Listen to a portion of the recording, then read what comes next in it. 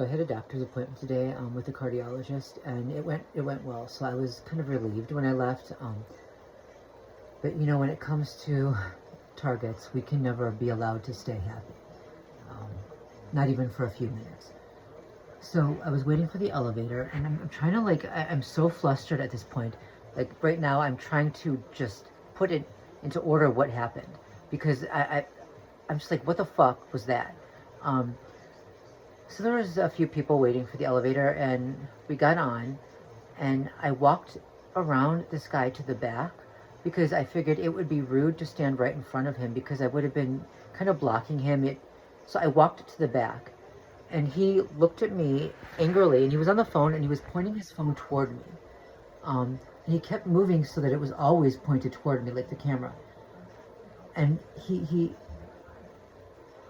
was angry with me. Like, what?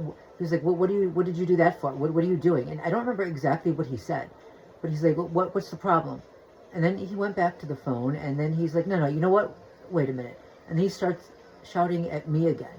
What's the problem? What, I'm thinking, wait, what did I do? I moved so you could, and he wouldn't let me finish. He just kept talking over me. And this is where you know they're fucking with you.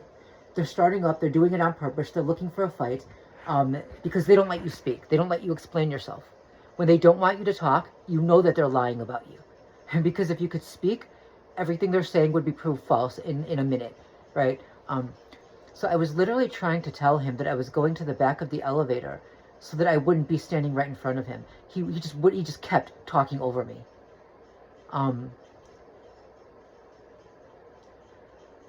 Then more people got on, and the guy standing next to me, even he recognized that this wasn't fair, that this guy was being irrational. So he kind of like grinned at me like, yeah, what is the deal with this guy, right? But other people got on, and they were listening to him and looking at me and acting like I was the one starting it. Like they believed him. Like he was talking to the phone, acting like, you know what, I'm not even going to bother. I'm not starting. I'm not about to get into a fight today. Dude, he's the one who started the fight. Literally, he's the one who started it.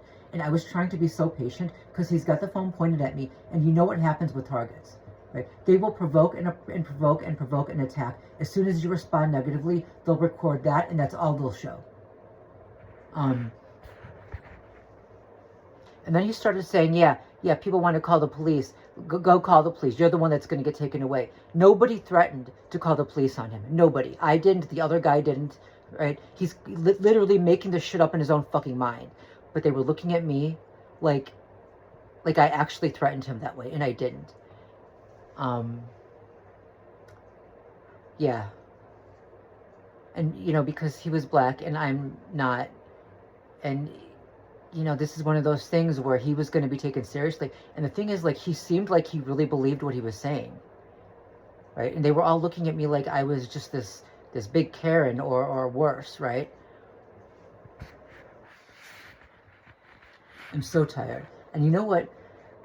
I was thinking maybe he's not even a perpetrator. Like, maybe he's just angry at the world. And I mean, at this point in society, he would have every reason to be angry, right?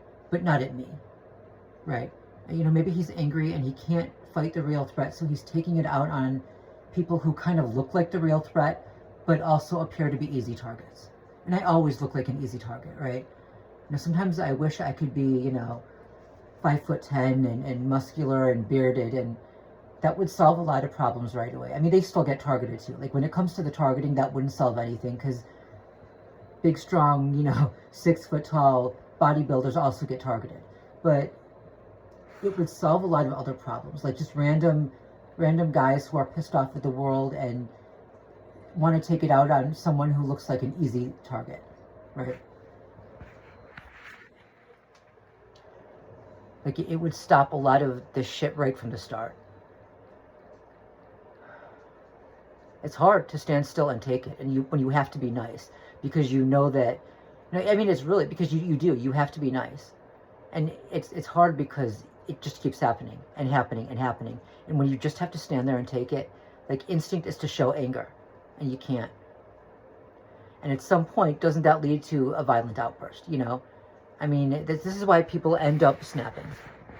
And I'm not saying that's going to happen, but you know what? I do try to avoid everything now, because these guys just love to fuck with me.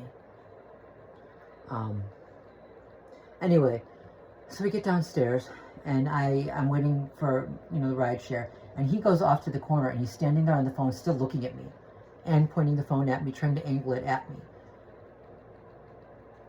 A little fucking bastard, you know. I'm so sick of this shit.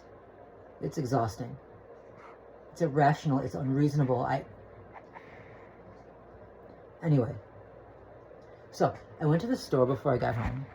And when I went, I got in line, and there's this woman, like, she was standing, like by the register, but not right by the register. Like, she was standing in line, looking at some of the stuff. And it looked like she was going to go, and then, like, but she stopped when she saw me. And she said, she let me pass. But as soon as I got in line, she got in right behind me. And then she stood right on top of me. Like, obviously not right on top of me, but like right in, like she was practically breathing down my neck. There was nobody behind her until someone did come behind her. But she literally stood right there. And the thing is, like, they know I don't like to be crowded, like the perpetrators. So I'm pretty sure, because it looked like she had been waiting there, and she was kind of stalling there until I got there. And then she let me go first. And right after I went, she got in line right behind me. So, like, they like to crowd me in. They like to crowd me in. And it's like something that happened yesterday. So I went across the street, and I was looking across the street, and yesterday there was not snow outside, right? There was a little bit, there were a few icy patches, but there wasn't snow. So this woman was walking across the street, and she stomped her boots like she was stomping snow off of them, but there was no snow. So I was wondering what happened, and I wondered if maybe she, like, because I kind of missed it, but I kind of caught it, and I was wondering if maybe she almost slipped on a patch of ice or something. So I'm thinking, okay, when I cross the street, I'm going to be careful, just in case there's ice there, or, you know, whatever. So I cross the street, and this guy rushes in, and he opens the door and rushes into the store before me and stomps his feet really hard, just like she did. And then I didn't notice the guy behind me. He wasn't there before. He gets behind me, and I didn't notice him until I heard the stomping of the feet really hard. They're boxing me in now. And that was kind of the signal to let me know, okay, this is part of it. They're all going to make the same fucking gesture, the unnecessary gesture, right? And then they've got me boxed in way too close. And they know that I don't like being crowded in. So this is, again, it's meant to provoke the target. It's, you know, if these lackeys are stupid enough to think that instilling fear in the target and intimidating the target like this is meant to subdue the target, they're too stupid to be fully human. This is meant to provoke. It's meant to create a negative response. It's meant to drive the target to physically lash out. Anyway, this is what they do. Yeah. Always exhausting.